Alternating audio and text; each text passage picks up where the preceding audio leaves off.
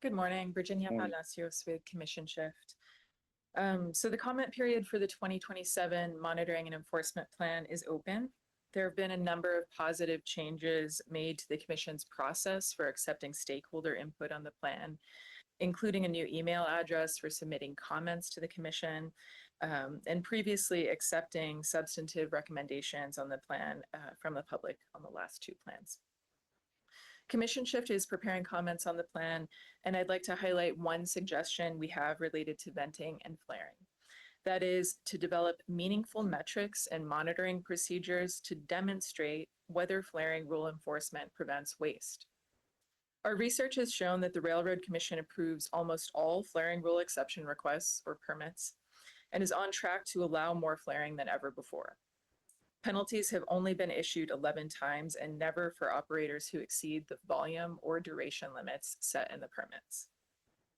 Part of the reason for this is that the Commission is allowing operators to release volumes of gas that far exceed what operators actually need to vent or flare. It goes like this. The operator asks for 10 times what they need, the Railroad Commission negotiates to half that, and the operator flares the same amount they would have without a permit. Meanwhile, two analyses by Environmental Defense Fund, RMI, and Purvis advisors have demonstrated that operators are underreporting how much they vent and flare. The Railroad Commission regulates flaring under its statutory duty to prevent waste, but these data demonstrate that the Commission is enabling waste, not preventing it. The Commission has published a report showing the percentage of gas flared over time, using all gas produced in the state as the denominator in the calculation. This statistic cannot demonstrate progress in reducing preventable waste because gas wells in the state are already connected to pipelines. Most flaring is happening at oil wells. Therefore, rates of gas flared from oil wells would be a more useful metric to report.